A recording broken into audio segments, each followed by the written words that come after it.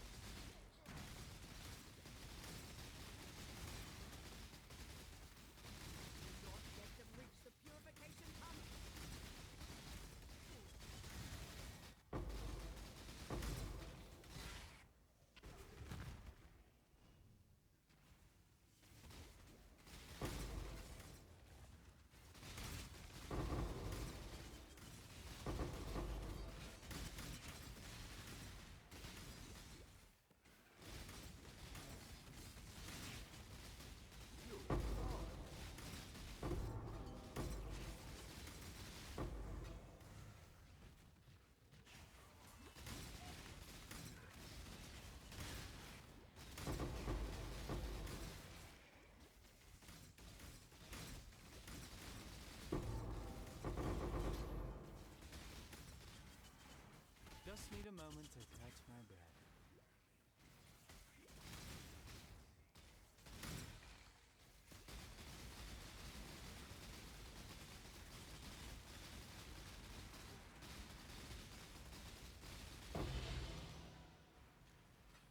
What's up guys, Moby here with a new Cyclone build, and this time it makes a bit more sense even than the Nugamahu's Flame build that I did rather for fun. This build is also designed around the Heat Shiver helmet, also about Cospri's Malice, and again we're using the Yoke of Suffering and the Malagaro's Virtuosity along with Herald of Ice. The core idea of this build is very simple. We want to deal lots of cold damage due to freezing pulse and frostbolt in our Cospri's Malices, and then we use Ice Nova in our 6-link setup on top of Heat Shiver, which makes us gain cold damage as extra fire against chilled and against frozen enemies. And then we have Yoke of Suffering, which makes our fire and cold damage, which we mainly deal, also being able to shock. And on top of that, we are also using Sublime Vision with always Scorch while affected by anger.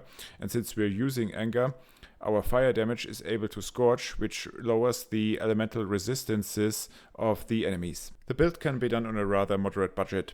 None of the gear pieces cost me more than like 1 Divine Orb maybe.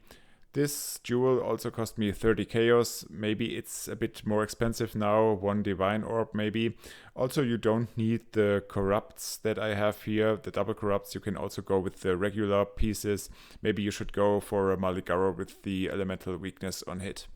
The only rather tricky thing I've done with this build is using the Impossible Escape with Pain Attunement so that we can allocate it passives around Pain Attunement without being connected to the tree. Pain Attunement originally is here, and then we're using Elegant Hubris here, so that I got 80% increased evasion rating, some shock effect, some spell damage, and very important here, the critical strike chance 80%, 80%, and another 80%. But the good news is you don't need something like that.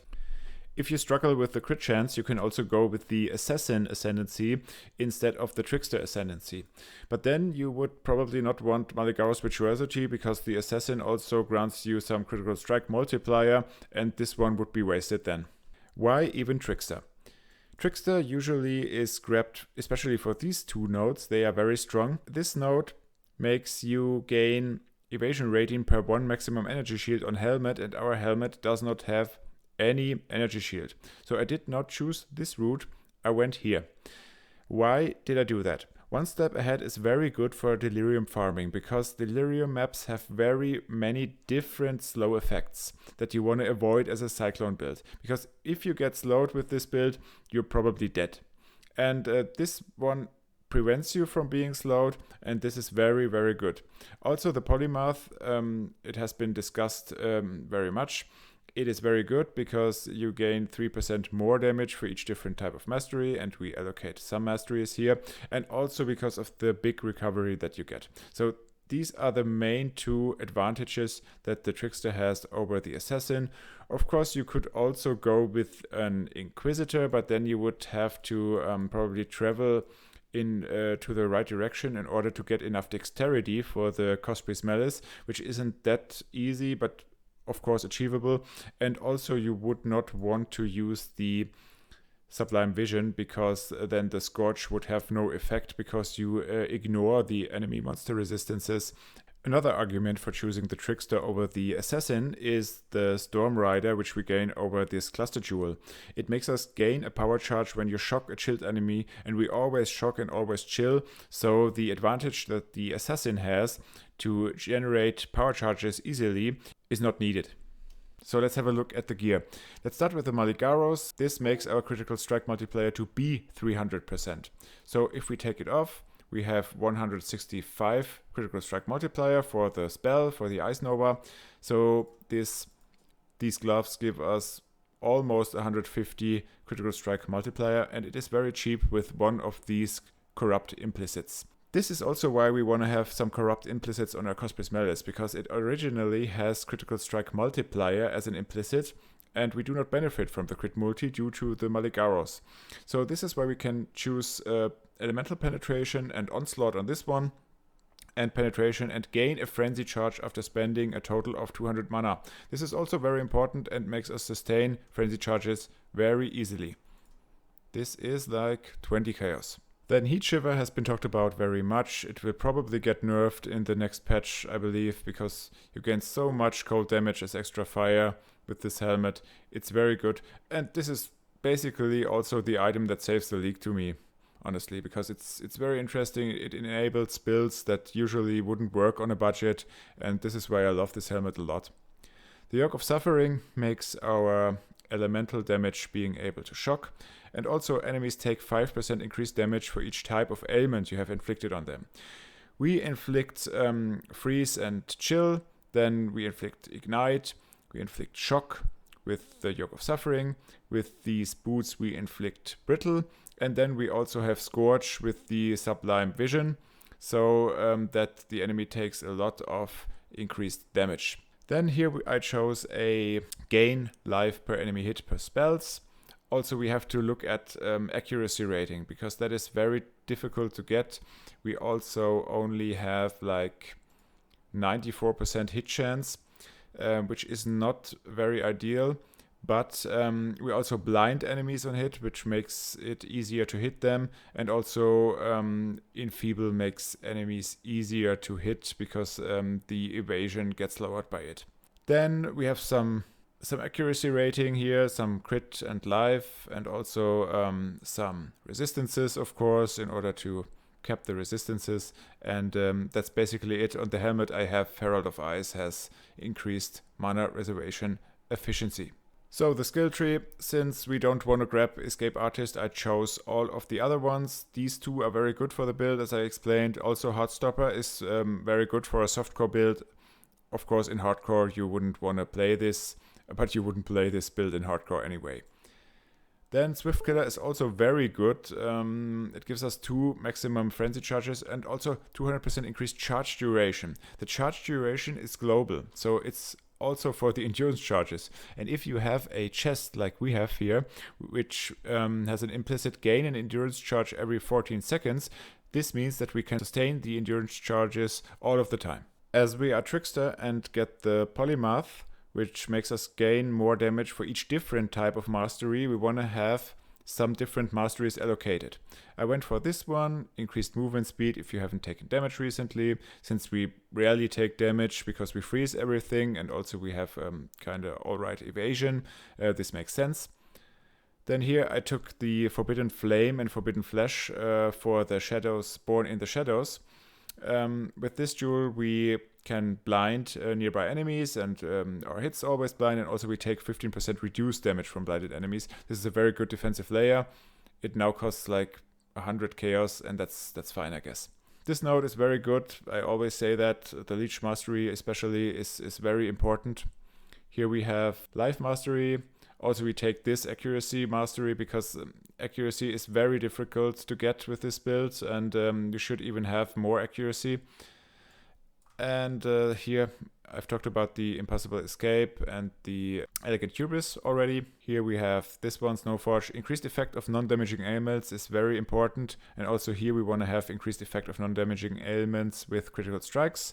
Freeze duration we took here. And here I took a Intuitive Leap.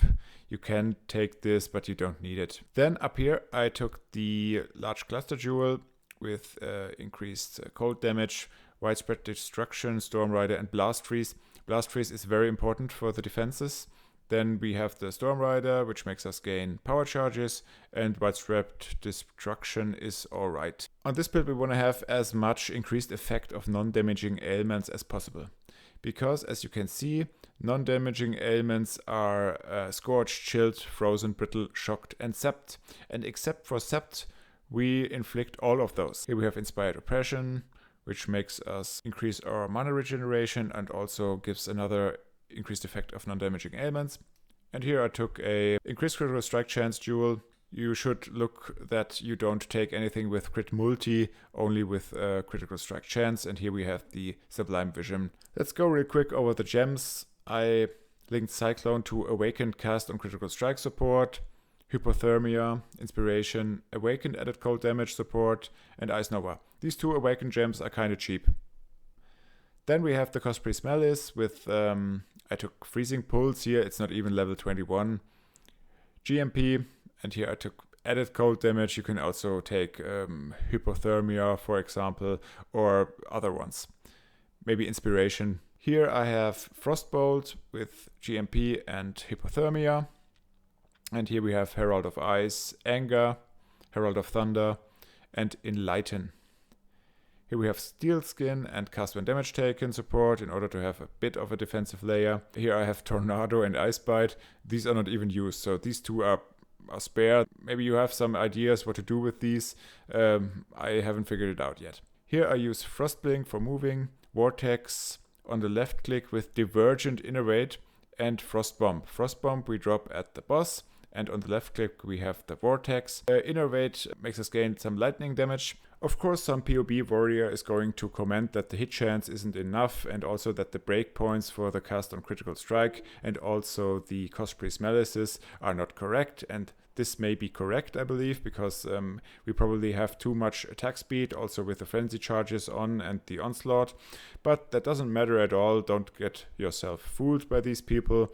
The build works fine, as you could have seen in the videos. Of course, I highly appreciate any constructive criticism and feedback to the build. For example, how you can improve the hit chance or what you can do about the breakpoints. Overall, this is a pretty good Delirium farmer and also a very solid boss killer. It has some serious damage, a lot more than the Nugamahu's Flame build, for example, and it also has more survivability than this build. So overall, this is just a better version of the Nugamahu's Flame build, unfortunately for all the melee lovers. But yeah, thank you very much for watching, and if you liked the video, please like and subscribe. Thank you very much. See you next time.